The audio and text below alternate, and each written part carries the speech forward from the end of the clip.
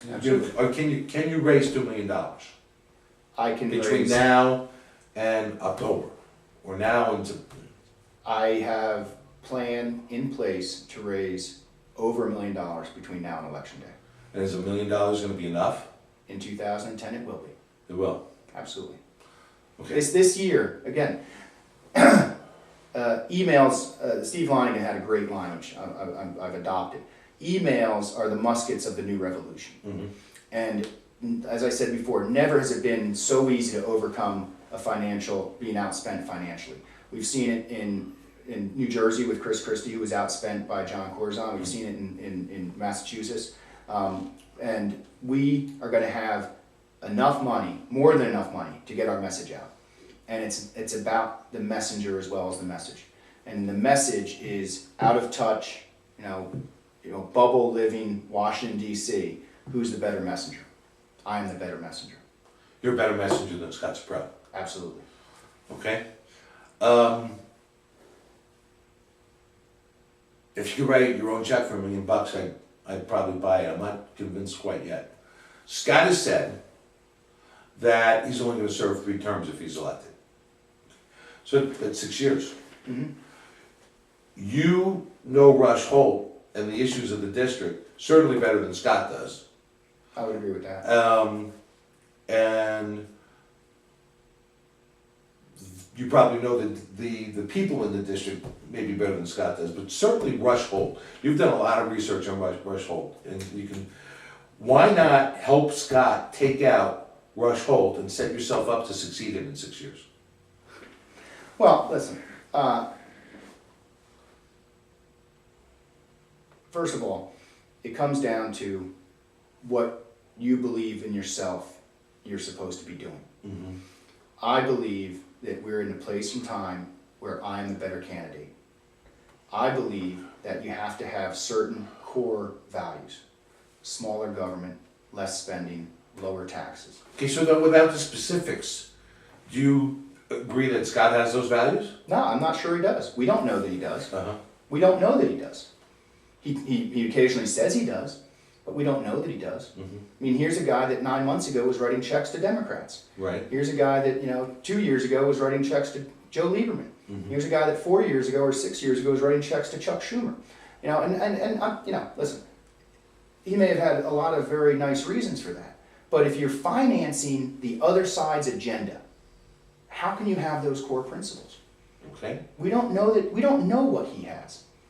He's never had to vote on something. He's never had to talk to voters. He's never had to react. He's never had to represent a constituency.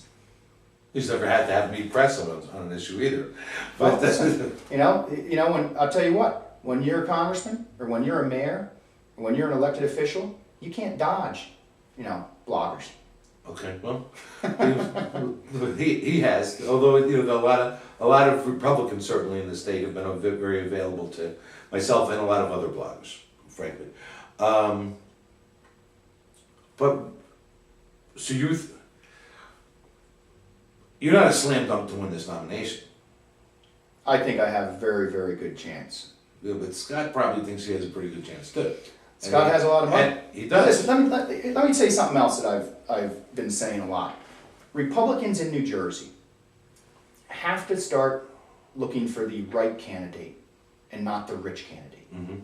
It's possible that a rich candidate is the right candidate, but if you're not sure about that and all you do is go for the money, you're going to be in the same place the Republican Party has been for the past number of years, a minority party. What Republicans need to develop is a grassroots effort at fundraising and at getting candidates out and getting people to be candidates. We can't constantly look for the rich one to pull us out of the fire. And as we keep doing that, we're going to keep losing elections. Mm-hmm. That's as simple as that. This is really, I perceive this primary as somewhat of a fight for the soul of the Republican Party.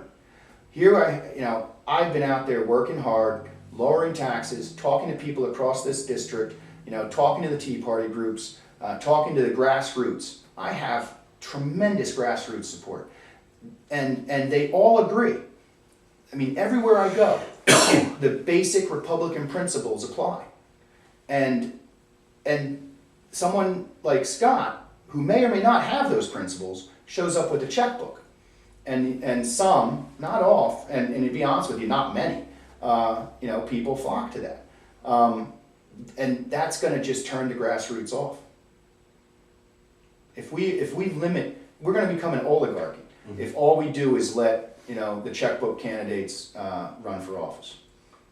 Okay. And our federal election fundraising laws are pretty much set up to guarantee that happens. They are. I mean, I couldn't ask Scott, listen, Scott, Halfacre's got a better message than you do. Why don't you give him the $1 million? Because it'd be illegal for him to do it. That's right. Yeah. But because he can spend his own money. That's right. The Supreme Court is, or everybody's. So, where would you stand on campaign finance if you were? I think we're at a point where we could probably eliminate all funding, all spending limits, or all donation limits, but have instant reporting. Mm-hmm. I mean, with the internet now, I should be able to accept $500,000 from somebody, Mm-hmm. but it's reported instantly, Right. and everyone will know who I have accepted money from, and you know what? That will at least even out the field. A guy like John Corzine or Scott Supprell could continue to run their own campaign and spend money on themselves, but at the same time, they would be more able to recognize their weaknesses and find someone perhaps to finance or help assist to run for office who's a better candidate. But wouldn't you find yourself then beholden to the campaign? That's the free market. That's a decision that you're gonna have to make. Do I accept $500,000 from someone? Will I be beholden to them? Mm-hmm. I mean, that's a decision that every candidate and every donor is going to have to make, and that's gonna keep the potential donations down somewhat. So, but what about for you? If you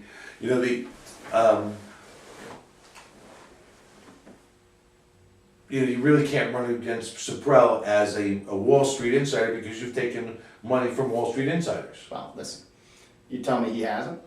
I mean, he is a Wall Street insider. Yeah. I mean, he describes himself on the dust cover of his own book as a Wall Street insider. Yeah.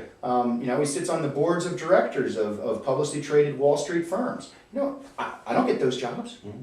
You don't get those jobs. Do you sit on the board of directors of any publicly traded firms? No. Yeah, I didn't think so. And you know what? Vast majority of the voters in the 12th district don't either. But But the Asbury Park Press had an editorial recently, kind of giving Frank Pallone a pass on taking donations from medical companies that they said pay to play is bad, but not in Frank's case. How are we going to know that you're going to be taking, whether you take donations from Wall Street or whatever other special interest funds money into your campaign, whether at $2,400 a pop, or if they, with the new Supreme Court decision that's out, if they put an organization together to support you? How do we know you're not going to be beholden to them? We're running $1 million plus campaign. Mm-hmm. $2,400 check is not gonna, I wouldn't jeopardize my political career over a $2,400 check. It's as simple as that. I mean, Okay. it comes down to trusting who you're voting for, and frankly, if you trust them and they screw it up, you vote them out. Okay. It's as simple as that. Good.